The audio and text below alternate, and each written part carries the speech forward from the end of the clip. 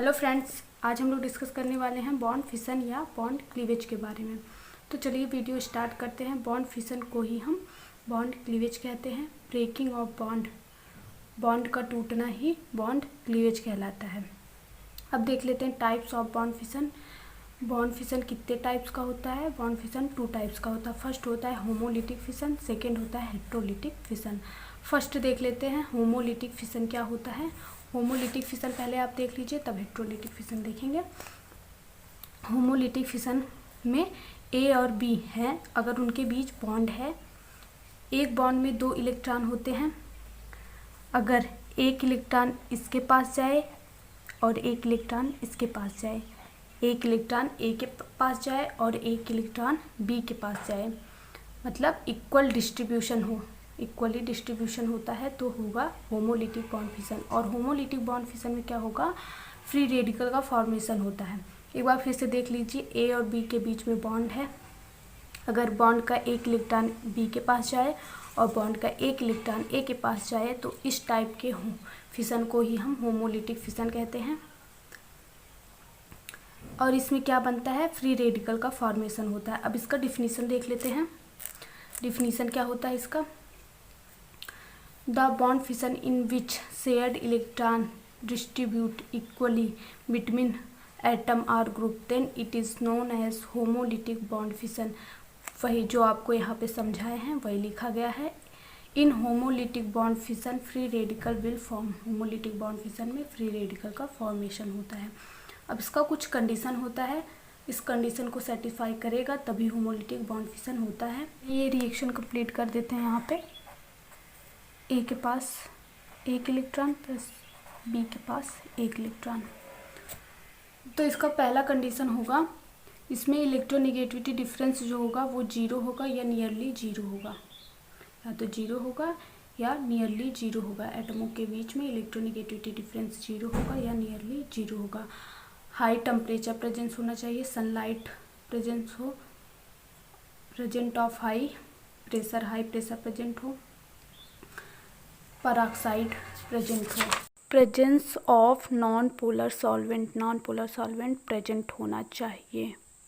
तो चलिए रिएक्शन से इसको समझते हैं। Cl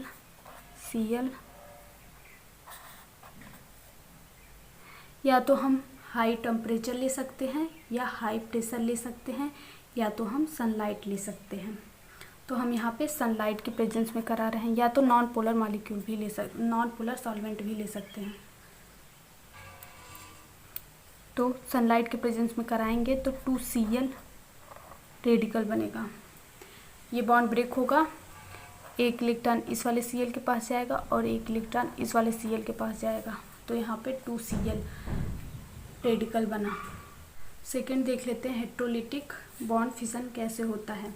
यहाँ पे देखिए, ए और बी के बीच में अगर बॉन्ड है, यदि बॉन्ड का दोनों इलेक्ट्रॉन या तो बी के पास चला जाए या ए के पास चला जाए, तो बॉन्ड का दोनों इलेक्ट्रॉन बी के पास अगर चला गया तो एक पे पॉजिटिव चार्ज आएगा और एक पे निगेटिव चार्ज आएगा। जिसके पास दोनों इलेक्ट्रॉन जाते हैं उस पे निगेटिव चार्ज आता है और दूसरे वाले पे पॉजिटिव चार्ज आता है। देखिए फिर से सुन लीजिए, यदि ए और बी के बीच में बॉन्ड है, यदि बॉन्ड का दोनों इलेक्ट्रॉन एक ही एटम के पास चला जाए, या तो ए के पास चला जाए या तो बी के पास चला जाए, तो एक पे पॉजिटिव चार्ज आएगा और एक पे निगेटिव चार्ज आएगा, उसी को हम कहेंगे हेट्रोलिटिक बॉन्ड फिशन।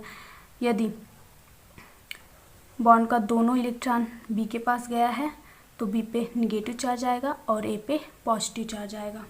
तो चलिए डिफिनीशन देख लेते हैं। और इसमें क्या बनता है? केटायन और एनायन का फॉर्मेशन होता है। इसमें केटायन और एनायन का फॉर्मेशन होता है। डिफिनीशन देख लेते हैं। The bond fission in which shared electron will unequally distributed between atom और group, then it is known as heterolytic bond fission.